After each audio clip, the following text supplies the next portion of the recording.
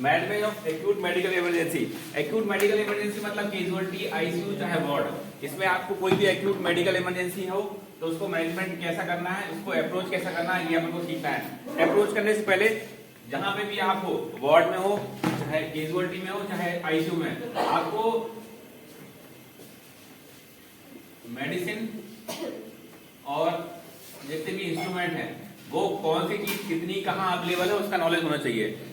ज्यादातर हमने देखा कैजुअलिटी में, कैजुअलिटी में एक्यूट इमरजेंसी पेशेंट आता है, अपन बोलते हैं ये इंजेक्शन लगा दो, तो आप जाके ढूंढने लगते हो वहां पे, आपको यही नहीं पता रहता कि कौन सी ड्रग्स आपके पास है और कौन सी ड्रग्स है तो कहाँ पे रखी हुई है। अच्छा खासा कैजुअलिटी और आईसीयू में बने हुए हैं चैम्बर, सब चैम्बरों में लिखा हुआ ड्रग्स का नाम, या तो ड्रग्स आपने वहां सही से रखी नहीं है या आपको नॉलेज नहीं है। जो भी कैजुअलिटी या वार्ड आईसीयू में ड्यूटी करता है उसको पता होना चाहिए कौन सी ड्रग्स आपके पास अवेलेबल है, कितने इंस्ट्रूमेंट आपके पास हैं, कहाँ पे रखे हुए हैं, क्या यूज है उनका। ठीक है, सबसे जरूरी चीज है ऑलमोस्ट ऑल इमरजेंसी मेडिसिन है वो अपने पास अवेलेबल है और सही जगह पे रखी हुई है, बस आपको पता होना चाहिए कौन सी ड्रग्स कहाँ रखी हुई है। इमरजेंसी मेडिसिन कोई भी कॉस्टली नहीं है, इसलिए इमरजेंसी मेडिसिन कोई भी यूज करने से पहले कोई हेजिटेट नहीं करना है कि अपन को ये लगे कि पेशेंट आगे देगा नहीं देगा, रिकवरी होगी नहीं होगी, उसके बारे में ज्यादा सोचने से मतलब नहीं। कोई भी इमरजेंसी मेडिसिन कॉस्टली नहीं होती है, सब मेडिसिन ऑलमोस्ट 5 से 10 रुपए तक की होती है। तो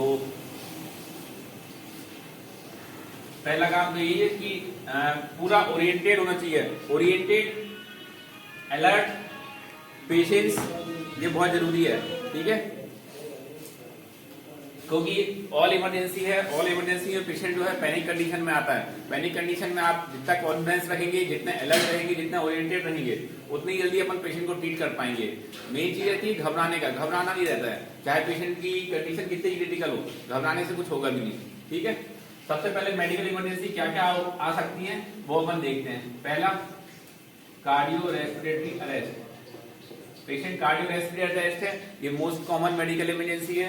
पेशेंट किसी भी कंडीशन में, चाहे वो वार्ड में हो, चाहे आईसीयू में हो, चाहे एक्यूट इमरजेंसी में आ रहा है, एक्यूट कार्डियो रेस्पिरेटरी अरेस्ट से आ सकता है। इसको डिटेल में अपन दूसरा एक्यूट चेस्ट पेन,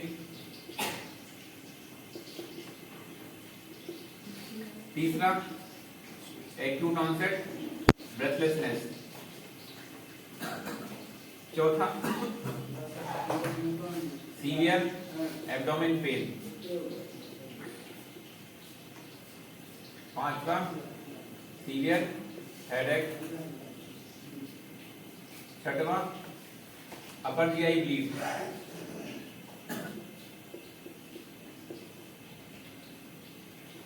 सातवां अनकॉन्शियस,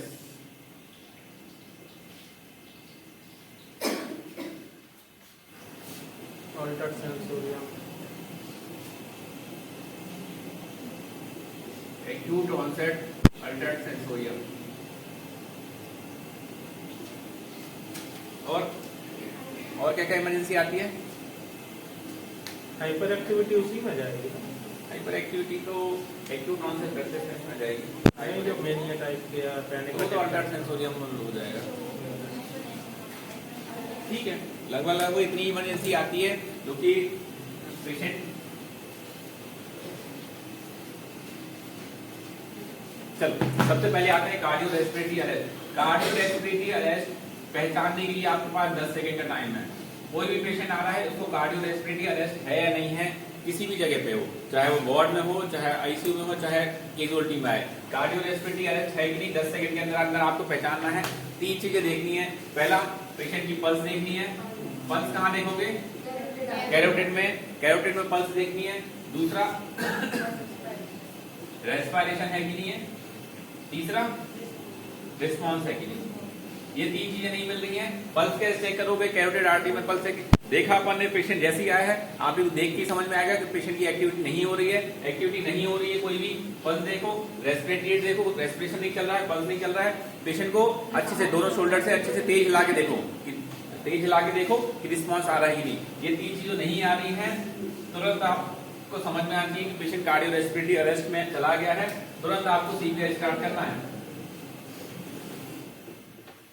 इस चीज में डिले नहीं होना चाहिए। कई बार पेशेंट मैंने देखे हैं, आप लोग पल्स ऑक्सीमीटर लगाते रहते हो, कहते हो 60 सैचुरेशन आ रहा है, 80 सैचुरेशन आ रहा है, पल्स ऑक्सीमीटर नहीं लग रहा है तो उसी को दबाते रहते कि आ रही है पल्स। जब पल्स ही नहीं आ रही तो उसमें ऑक्सीजन लेवल आएगा कहां से?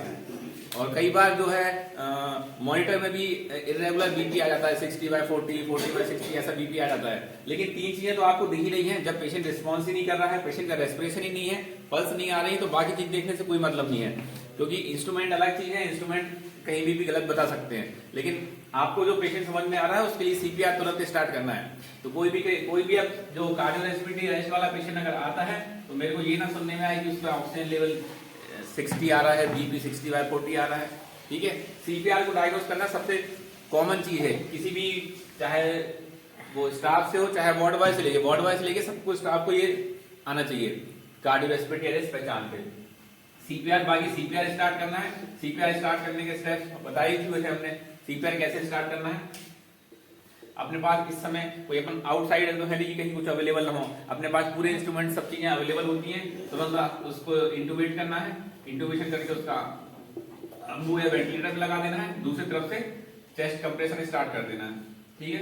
तीसरी तरफ से उसको जो इमरजेंसी मेडिसिन है, atropine, adrenaline, soda bicarb, calcium gluconate, ये सब स्टार्ट कर देनी है। डिफिब कनेक्ट कर देना है। अगर डिफिब में शॉकेबल रिदम आ रही है, शॉकेबल रिदम आती है मतलब इरेगुलर रिदम ऐसी आ लगती है। डिफिब किसी भी पेशेंट है ना, कार्डियोरेस्पिरेटरी अरेस्ट का पेशेंट है, उसको आप डिफिब कनेक्ट करोगे तुरंत उसमें ऐसे ऐसे दिखने लगेगा, हिलता हुआ देखना मतलब ये शॉकेबल रिदम है, तुरंत उसको शॉक दे दो 200 जूल का।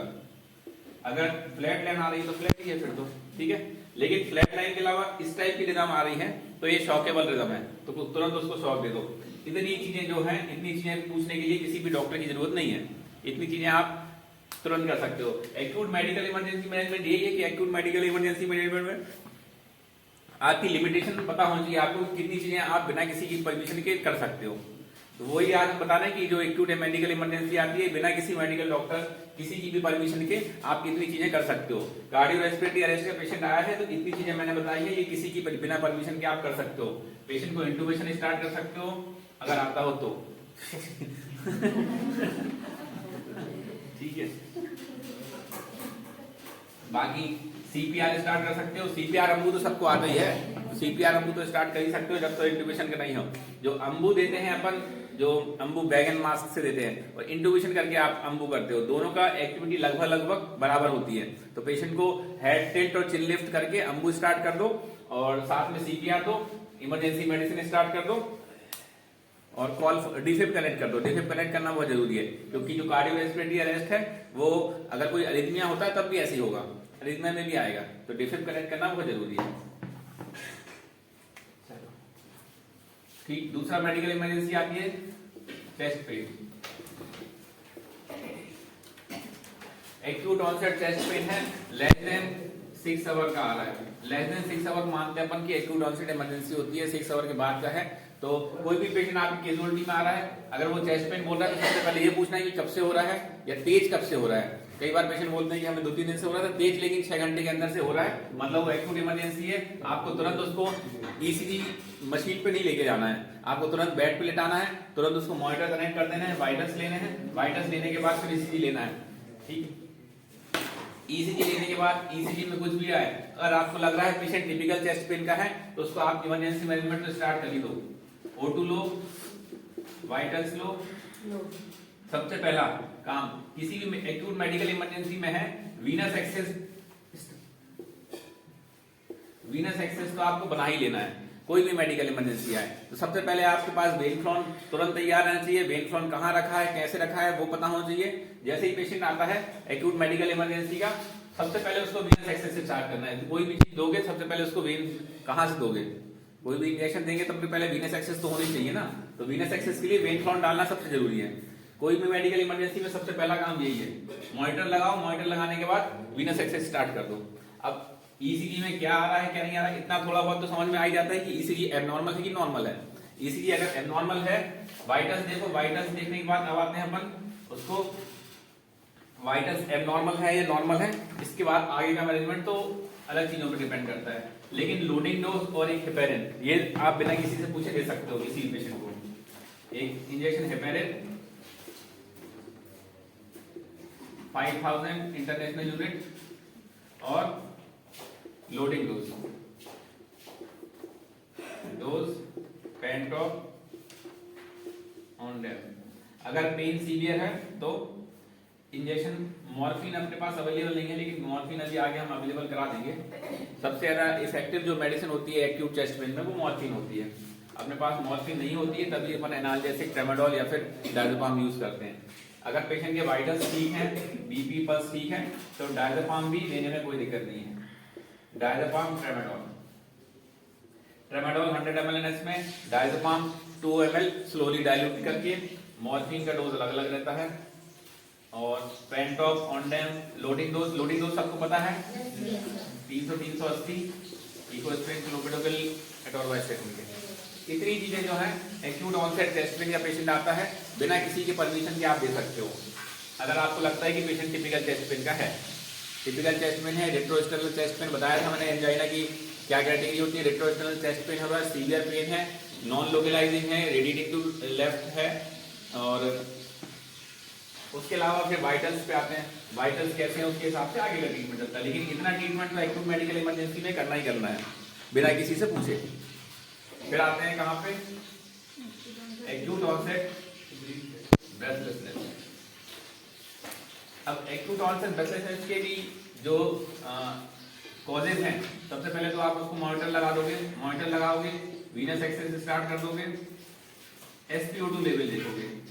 एक्यूट ऑनसेट ब्रेथलेसनेस का पेशेंट कभी भी आता है तो उसमें 2-3 चीजें आपको ध्यान रखनी है, क्योंकि पेशेंट हो सकता है कार्डियक पेशेंट भी हो सकता है, रेस्पिरेटरी भी हो सकता है, फंक्शनल भी हो सकता है, और अदर जो सिस्टमिक डिजीज होती हैं, एनीमिया, CKD, ये सब चीजें होती हैं। कुछ चीजें ध्यान रखने लोग हैं एक्यूट ऑनसेट ब्रेथलेसनेस में, आपको एक IV फ्लूइड स्टार्ट करना है कि नहीं। किसी भी पेशेंट में एक्यूट ऑनसेट ब्रेथलेसनेस तो बिना परमिशन के आपको IV फ्लूइड स्टार्ट नहीं करना है, क्योंकि ज्यादातर केस जो ब्रेथलेसनेस के होते हैं उसमें IV फ्लूइड और उसको ब्रेथलेसनेस को बढ़ा देगा, चाहे वो कार्डियक हो, चाहे वो रेस्पिरेटरी हो, चाहे वो एनीमिया हो, चाहे CKD हो। ज्यादातर केसेस में अगर आप फ्लूइड स्टार्ट कर देते हो तो वो ब्रेथलेसनेस को बढ़ा सकता है। तो कोई भी पेशेंट हो, अनटिल अनलेस उसको सीवियर हाइपोटेंशन में ना हो तो उसको फ्लूइड स्टार्ट नहीं करना है जब तक कि अपन को उसका कारण समझ में ना आए। ठीक है, एक बार अपन कारण देख लें उसके बाद फ्लूइड स्टार्ट कर सकते हैं। ठीक, फ्लूइड अलग कर दिया। अब आते हैं और क्या दे सकते हैं अपन एक्यूट ब्रेथलेसनेस में। अगर पेशेंट का SpO2 कम आ रहा है, O2 स्टार्ट कर दो। सबसे पहला काम O2 स्टार्ट कब करना है, एक्यूट ऑनसेट ब्रेथलेसनेस है, आपकी कैजुअलिटी में आ रहा है, बिना किसी से पूछे आप उसको O2 तो स्टार्ट कर ही दो। चाहे वो पैनिक कंडीशन हो, चाहे रेस्पिरेटरी हो, चाहे कार्डियक हो, तीनों में वो काम आएगी, चाहे CKD हो, चाहे कोई सी भी कंडीशन हो। ये पेशेंट का पैनिक कंडीशन पेशेंट के साथ साथ उसके अटेंडेंट की पैनिक कंडीशन को ठीक कर देता है। ठीक, तो O2 तो स्टार्ट कर ही देना है आपको बिना किसी से पूछे। अब मेडिसिन क्या क्या दे सकते हैं अपन। मेडिसिन देने के लिए पहले नेबुलाइजेशन का कोई कंट्राइंडिकेशन नहीं है, नेबुलाइजेशन आप बिना किसी से पूछे दे सकते हो। ठीक, अब आते हैं आगे Deriphyllin, DEXA,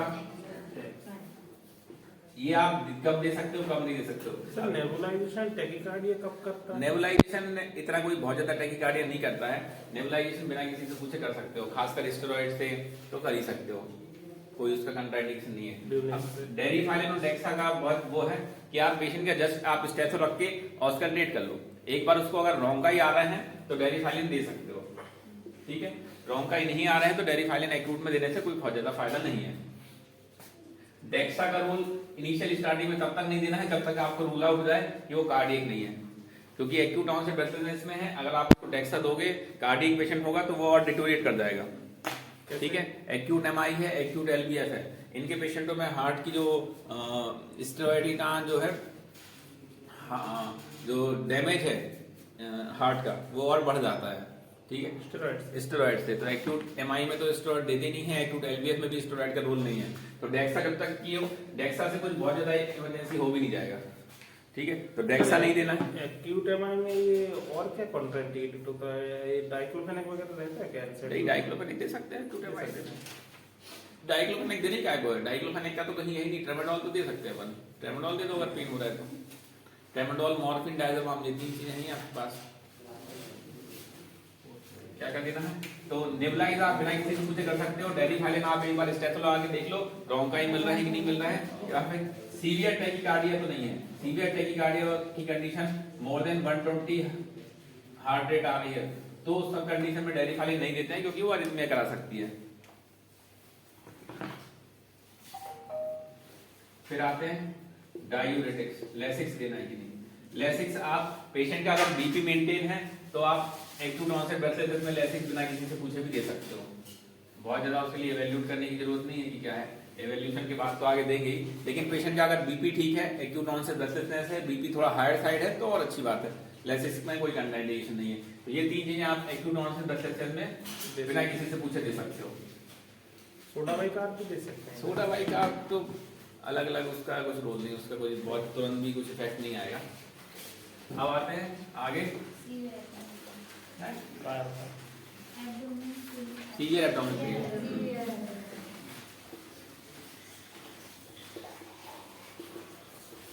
severe abdominal pain के पेशेंट बहुत कॉमनली आते हैं, बहुत अपन ने सबको ट्रीटमेंट करा भी हुआ है।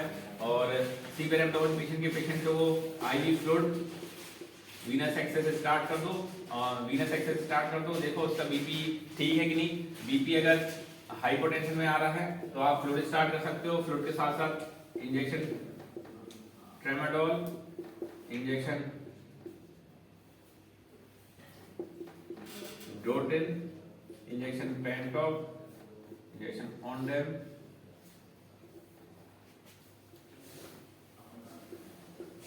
अच्छा ये पेन अपर एब्डोमेन में आ रहा तो to rule out cardiac ECG अपन कर लेना। ऐसे पेशेंट भी ईसीजी कर रहा हो तो अलग चीज है। वो तो अगर एक्यूट ऑनसेट एब्डोमेन पेन का पेशेंट आ रहा है तो अपन ये चीजें तो बिना किसी से पूछे दे सकते हैं, इसमें अपन को रूल आउट नहीं करना किसी से कुछ है। आप एक्यूट में अगर कार्डियक पेशेंट भी होगा, अपर एब्डोमेन पेन का हो रहा तो वो इन्फ्लुएंजा वाई का होगा, फ्लूइड दे भी दोगे तो भी कुछ नहीं होगा। फ्लूइड के साथ में ट्रेमाडोल, डोटिन, पेंटॉप, ऑनडेम, मैक्टार इस्पात, ये इंजेक्शन है, इनका कोई भी ऐसा कोई साइड इफेक्ट नहीं है कि इनको देने से किसी को कुछ और बीमारी निकल आएगी। चाहे वो एक्यूट अपेंडिसाइटिस हो, चाहे एक्यूट एब्डोमेन पेन की कॉज क्या हो सकते हैं, परफोरेशन, पेरिटोनाइटिस। ये ध्यान रखना है कोई भी पेशेंट एक्यूट एब्डोमेन पेन का आता है तो उसका पहला तो एनबीएम कर ही दो, क्योंकि जितनी भी एक्यूट एब्डोमेन पेन की इमरजेंसी होती है सब में एनबीएम ही रखना है। परफोरेशन, पेरिटोनाइटिस, सब acute intestinal obstruction, acute pancreatitis, acute cholecystitis, acute appendicitis, सब कंडीशन में अपन को पेशेंट को एनबीएम ही रखना है। कोई भी patient acute severe abdomen pen का आता है सबसे पहले उसको एनबीएम कर दो, मुंह से कुछ भी देने मना ही कर दो। फिर आप ये इमरजेंसी ट्रेमाडोल, डोटिन दे दो, उसके बाद पेन रिलीव होता है कि नहीं होता है आगे इवैल्यूएट करने के लिए फिर एक्सरे, सोनोग्राफी जो भी करना हो, इतनी चीजें आप बिना किसी की परमिशन के दे सकते हो।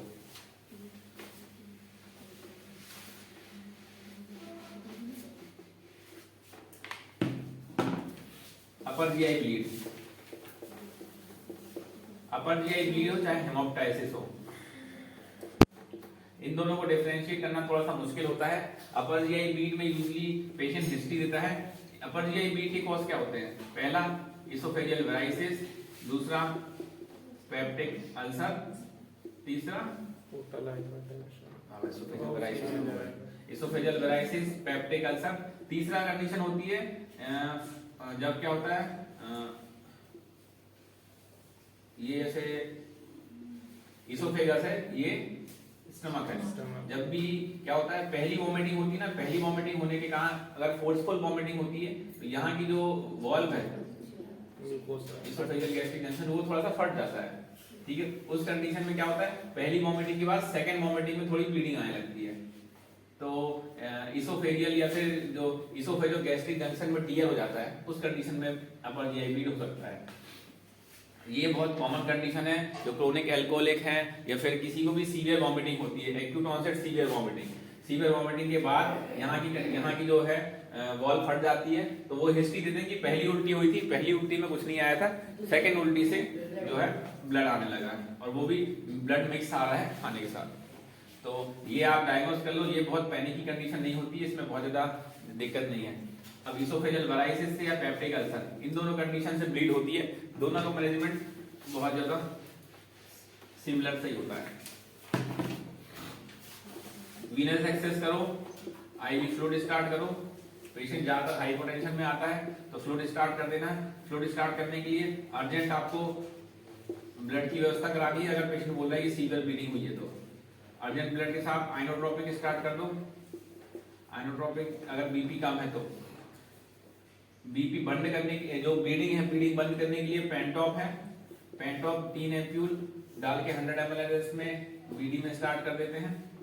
साथ में इंजेक्शन ऑक्यूटाइड, जब तक कि अपर जीआई ब्लीड का पेशेंट हाइपोटेंशन में है तो इंजेक्शन ऑक्यूटाइड 50 माइक्रोग्राम सबक्यूट स्टेट देना है। उसके बाद 25 माइक्रोग्राम पर आवर से इन्फ्यूजन देते रहना है जब तक कि पेशेंट की अपर जीआई ब्लीड बंद ना हो जाए या फिर पेशेंट को हाइपोटेंशन खत्म ना हो जाए।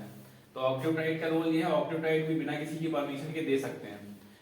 अपर कहीं से भी अपर जीआई ब्लीड हो रहा है तो उसको ऑक्यूटाइड स्टार्ट करना ही करना है। 50 माइक्रोग्राम पर स्टेट देते सबक्यूट स्टेट डोज है, उसके बाद 25 माइक्रोग्राम पर आवर के हिसाब से देना है। तो पेशेंट वेनस एक्सेस बनाना है, फ्लूइड स्टार्ट करना है, आइनोट्रोपिक स्टार्ट कर सकते हैं, उसको ब्लड के लिए अरेंज के लिए ब्लड अरेंज करना है जितने लिए अरेंज हो सके, पेंटॉप ऑक्यूटाइड ये इतना बिना किसी के परमिशन के अपन को स्टार्ट करना है। इंजेक्शन ट्रेनेक्सा बिना किसी के परमिशन के लगा सकते हैं। ठीक, ट्रेनेक्सा, ऑक्यूटाइड, पेंटॉप, आइनोट्रोपिक एजेंट और फ्लूइड। एक्यूट अपर जीआई ब्लीड का पेशेंट आ रहा है तो इतनी चीजें पहले से स्टार्ट कर सकते हो।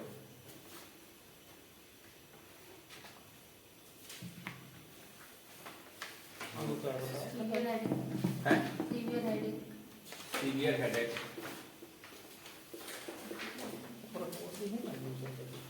एक्यूट ऑनसेट सीवियर हेडेक बहुत कॉमन कंडीशन है।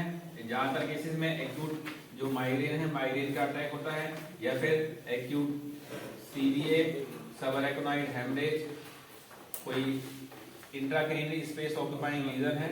इन सब कंडीशन में एक्यूट ऑनसेट सीवियर हेडेक हो सकता है। कॉज तो अपन बाद में रूल आउट करेंगे लेकिन एक्यूट मैनेजमेंट तो आपको देखना ही है। एक्यूट मैनेजमेंट में आपको इसको tramadol, diclofenac, Pantop,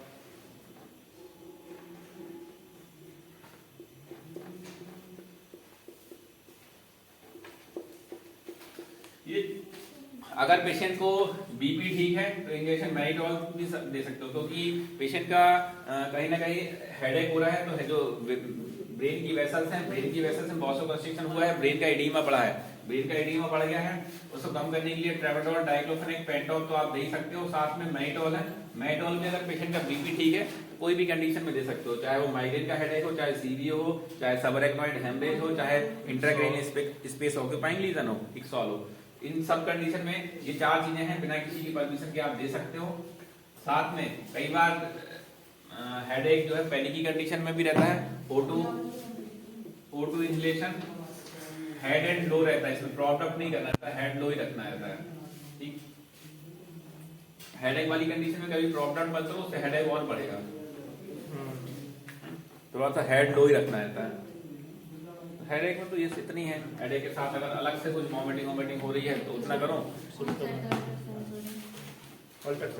acute onset altered sensorial, acute onset altered sensorial दो चीजें हो सकती है, या तो पेशेंट सिर्फ अल्टर्ड बिहेवियर कर रहा है या फिर पेशेंट वायलेंट है, अल्टर्ड बिहेवियर कर रहा है। दोनों कंडीशन में सबसे पहला काम है उसको वाइटल्स चेक करने हैं। अगर वाइटल्स नॉर्मल है मतलब pulse, BP, respiratory rate, SpO2 ये सब चीजें नॉर्मल है कि एबनॉर्मल है, अगर ये चीजें नॉर्मल है तो पेशेंट को सेडेटिव कर सकते हो, सेडेशन। ठीक है, क्योंकि एक चीज होती है डेलीरियम, मतलब पेशेंट को कोई ना कोई डिसीज है, डिसीज से कहां पेशेंट साइकोसिस में जा रहा है। एक पेशेंट है विदाउट डिसीज के साथ एक्यूट साइकोसिस बस है। एक्यूट साइकोसिस में आप इन चीजें अगर वाइटल्स नॉर्मल आएंगे एक्यूट साइकोसिस में, वाइटल नॉर्मल है तो आप सेडेट कर दो। सेडेट करने के लिए बहुत सारे एजेंट हैं, आप सेरेनेस फेनार्गन है, सेरेनेस फेनार्गन दे दो या फिर डायज़ेपाम दे दो, इंजेक्शन ओलियन, इंजेक्शन लोपेज, इस पांच में से आप सेरेनेस फेनार्गन यूजुअली एक साथ ही दिए जाते हैं क्योंकि जो सेरेनेस है हेलोपेरिडोल होता है, इसका साइड इफेक्ट ना हो इसलिए फेनार्गन भी साथ में दिया जाता है। डायज़ेपाम दे ही सकते हैं, इंजेक्शन ओलियन और इंजेक्शन लोपेज, सभी कंडीशन सभी से पेशेंट सेडेट हो जाएगा और उसकी साइकोसिस ठीक हो सकती है। तो ये तो सिर्फ वॉलेंट अटैक को ठीक करने के लिए होते हैं। अब पेशेंट के वाइटल्स अगर एबनॉर्मल है, अगर पेशेंट को रेस्पिरेटरी प्रॉब्लम है या फिर पेशेंट का वाइटल्स बीपी कम है पल्स कम आ रही है, रेस्पिरेटरी रेट में एबनॉर्मलिटी है, कोई भी इस कंडीशन में आई है तो पेशेंट को सेडेट नहीं करना है किसी भी कंडीशन में। जब तक कि उसकी डायग्नोसिस नहीं बन जाती तब तक उसको सेडेट नहीं करना है। क्योंकि अगर आपने कोई भी पेशेंट आया है, रेस्पिरेटरी प्रॉब्लम थी, उसको SpO2 कम आ रहा था, उसको सेडेशन कर दे दिया तो रेस्पिरेटरी ड्राइव और कम हो जाएगी, तो पेशेंट एक्सपायर भी हो सकता है। तो कोई भी पेशेंट का है, जब तक उसको सेडेशन तब तक नहीं देना जब तक कि उसके वाइटल्स नॉर्मल नहीं है। तो कोई भी पेशेंट एक्यूट वायलेंट में आता है, एक्यूट वायलेंट कंडीशन आती है, बहुत सारे पेशेंट आते हैं एक्यूट वायलेंट कंडीशन में। सबसे पहला काम है उसके वाइटल्स देखो, बीपी हायर साइड चल जाएगा, बीपी लेकिन लोअर साइड नहीं चलेगा, हायर साइड और बीपी, SpO2 नॉर्मल है, पल्स ठीक है, इतनी कंडीशन ठीक है, चेस्ट क्लियर है, एक चेस्ट क्लियर और देख लो, चेस्ट भी क्लियर है, तो आप उसको सेडेट कर दो। जब तक ये चीजें एबनॉर्मल, अगर इसमें से कुछ भी एबनॉर्मल आ रहा है तो फिर आप उसको एवेल्यूट करना पड़ेगा, उसके हिसाब से ट्रीटमेंट देंगे, फिर बहुत ज्यादा कुछ नहीं दे सकते अपन। ठीक, एक्यूट ऑनसेट अनकॉन्शियसनेस, ये एक रूल ऑफ थंब रहता है, कोई भी पेशेंट अगर आपकी इमरजेंसी कैजुअलिटी में आ रहा है एक्यूट ऑनसेट अनकॉन्शियसनेस का, तो उसकी RBS तो नापनी है। ठीक, सबसे पहला काम है, क्योंकि most common cause of unconsciousness होता है हाइपोग्लाइसीमिया, दूसरा मोस्ट कॉमन होता है फंक्शनल। फंक्शन भी तो आता ही है, फंक्शन भी तो आता ही नहीं तो दूसरे नंबर पे तो वही रहेगा फंक्शनल, जैसे फंक्शनल तो पहले नंबर ही पे रहेगा जो कॉमन आते हैं अनकॉन्शियसनेस में।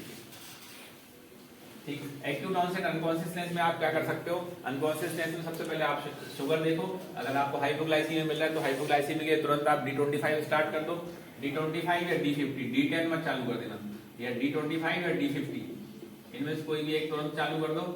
और अगर शुगर नॉर्मल आती है तो फिर अनकॉन्शियसनेस पेशेंट को सबसे पहले आपको आरटी और फोलिन देखना है। सबसे पहले तो वाइटल्स देखो, वाइटल्स सब नॉर्मल आ रहे हैं, कोई प्रॉब्लम नहीं आ रही वाइटल्स में, और कोई पेशेंट की पैनिक की कंडीशन नहीं है, तो फिर आप उसको एवेल्यूट भी कर दो।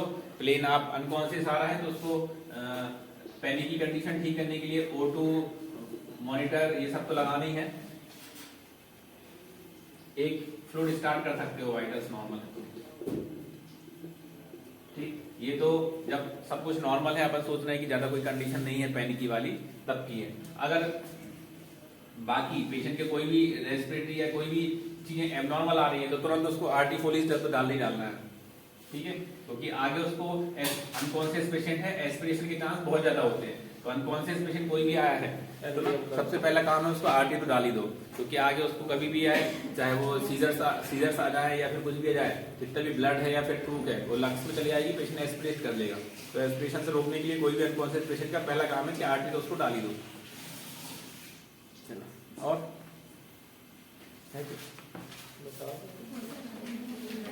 एक्सीडेंटल आते हैं सर, इंजरी के आते ही आवाज आते हैं, अरे इंजरी के आ रहे हैं तो उसके लिए तो उसका कोई ऐसे इमरजेंसी मैनेजमेंट हो रही है वाइटल। कुल मिला के ये है कि आप ज्यादा ये केसेस है acute medical emergency, poisoning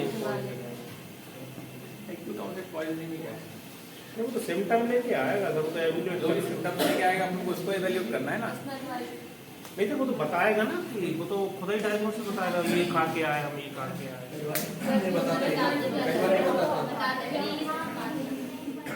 poisoning के पेशेंट में बहुत ज्यादा पैनिक नहीं है। पॉइजन के पेशेंट में आपको सबसे पहले वाइटल्स तो चेक करनी है। वाइटल्स अगर लोअर साइड जा रहे हैं, बीपी डाउन जा रहा है और बाकी वाइटल्स नॉर्मल है, वाइटल्स नॉर्मल है तो बहुत ज्यादा पैनिक की कंडीशन नहीं है। अब वो डिपेंड कर जाता है, जो पॉइजनिंग का ट्रीटमेंट है डिपेंड करता है पॉइजन टू पॉइजन क्या आ रहा है, उसको कौन सा पॉइजन है। ओवरऑल पॉइजन में क्या क्या करना रहता है, अगर गैस्ट्रिक लवाज करना है कि नहीं करना ये पता ही है, कौन से पेशेंटों में गैस्ट्रिक लवाज करना रहता है, कौन से में नहीं करना ये पता है। बीपी का हमारा किसमें करना रहता है, किसको बताओ शिवानी, कौन से पॉइजनिंग में गैस्ट्रिक लवाज नहीं करते, तो पूछ क्यों नहीं देखता। जब कोई एसिड पॉइजन है नहीं, चाहे एसिड हो, चाहे एल्कलाइन हो, चाहे वोलेटाइल पॉइजनिंग हो। वोलेटाइल एसिड एल्कलाइन, एसिड मतलब टॉयलेट क्लीनर, ज्यादातर टॉयलेट क्लीनर ही पी के आते हैं, बाकी एसिड कहीं मिलता नहीं है। एल्कलाइन बैटरी एट्री खा गया हो, है ना, सेल की बैटरी खा ले। वोलेटाइल मतलब पेट्रोल और केरोसिन, इन चीजों में गैस्ट्रिक लवाज नहीं करते हैं।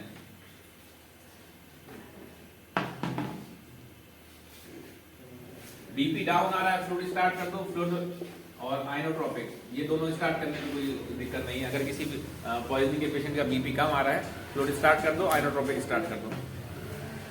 फिर पॉइजन टू पॉइजन एंटीडोट चलेगा। एंटीडोट का वो सब पॉइजन मेरे सिम्टम्स पे डिपेंड करता है, कौन सा पॉइजन आ रहा है, क्या सिम्टम्स आ रहे हैं। स्नैक बाइट का बहुत अभी कॉमन कंडीशन में नहीं आते। Snake bite patient usually snake bite फिर अलग अलग टाइप के आते हैं, कौन से स्नैक बाइट का क्या ट्रीटमेंट है उससे कोई अलग से ऐसा मैनेजमेंट नहीं है। एक्यूटली सिम्टम टू सिम्टम बड़ी है। पेशेंट स्नैक बाइट का अगर कार्डियो रेस्पिरेटरी अरेस्ट में आ रहा है तो उसका रेस्पिरेटरी अरेस्ट के हिसाब से जैसा ट्रीटमेंट होगा, अलग आ रहा है उसका सिम्टम्स टू सिम्टम्स है। तो सेलुलाइटिस से आ रहा है तो सेलुलाइटिस का ट्रीटमेंट है। ओवरऑल बेसिक आइडिया ये है कि आप अगर एक्यूट कैजुअलिटी में हो, आपके पास एक्यूट मेडिकल इमरजेंसी नहीं आ रही, तो आपको दो तीन चीजें हैं। पहला आपका अलर्टनेस है कि आपको चीजें अलर्ट हो, सब चीजें पता होनी चाहिए आपको कौन सी चीज कहाँ रखी हुई है। दूसरा आपकी एक्टिविटी हाइपर एक्टिव रहना चाहिए, वहां पे आपकी हाइपर एक्टिविटी दिखाएगी, वहां पे कोई लेजीनेस नहीं चल सकती। आप हाइपर एक्टिव हो तुरंत उसका इनिशियल मैनेजमेंट चालू करना है, पता होना चाहिए आपको कौन सा पेशेंट कितना जरूरी है, कौन सी पेशेंट की कितनी मेडिकल इमरजेंसी है। कोई पेशेंट चेस्ट पेन का आ रहा है तो आप उसको पहले अटेंड करोगे, ना कि दूसरा पेशेंट फीवर का आ रहा है उसको अटेंड करोगे। तो आप किस पेशेंट को पहले अटेंड करना है ये भी आपकी प्रायोरिटी डिसाइड होनी चाहिए। आपको पता होना चाहिए कौन सा पेशेंट कब ज्यादा डिटोरेट कर सकता है। दूसरा कि पहला है तो पेशेंट की जो एक्यूट इमरजेंसी में पेशेंट आता है तो पेशेंट हमेशा पैनिक कंडीशन में आता है, तो आपकी जो लैंग्वेज है वो आप पे बहुत ज्यादा डिपेंड कर सकती है पेशेंट आगे कितना ठीक करना है। क्योंकि पेशेंट के जो अटेंडेंट है वो उस समय पैनिक कंडीशन में आते हैं। आप तुरंत आप जाओ उससे बोलो कि जाओ सीधे पर्चा बना के ले आओ, फिर तुरंत अपन कोई भी मेडिसिन प्रेस्क्राइब कर दो तो उससे पैनिक कंडीशन और बढ़ सकती है। पेशेंट को पहले दिखा लेटाओ, वाइटल्स चेक करो, फिर एक जन बोल सकते हो कि आप उसको वाइटल लो। अगर आपको लगता है कोई मेडिकल इमरजेंसी है तुरंत इमरजेंसी ड्रग स्टार्ट करनी है। वीनस एक्सेस हमने पहले ही कहा है कि वीनस एक्सेस ले लो, तुरंत कोई मेडिकल इमरजेंसी मेडिसिन है वो दे दो। उसको देने के लिए पेशेंट से ना तो पूछना है, ना किसी से पूछना है, ना अपन को उसके बारे में ज्यादा ध्यान देना है। मैंने पहले कहा है कि कोई भी मेडिकल ड्रग्स है इमरजेंसी वाली वो कोई कॉस्टली नहीं रहती है, तो उसको देने के पहले आपको हेजिटेट नहीं करना है। किसी पेशेंट को ब्लाइंडली आप दे सकते हो, ठीक। और बी कॉन्फिडेंट। कैजुअलिटी में आप रह रहे हो तो आप डर के नहीं रह सकते, आपको कॉन्फिडेंट ही रहना है। आप जो मेडिसिन दे रहे हो आप उसको उसके लिए कॉन्फिडेंट रहते हो कि हम ये मेडिसिन दे रहे हैं, मतलब हमें इसके बारे में सब कुछ पता है, ठीक है। सब कुछ पता तभी होगा जब आपको पढ़ोगे थोड़ा बहुत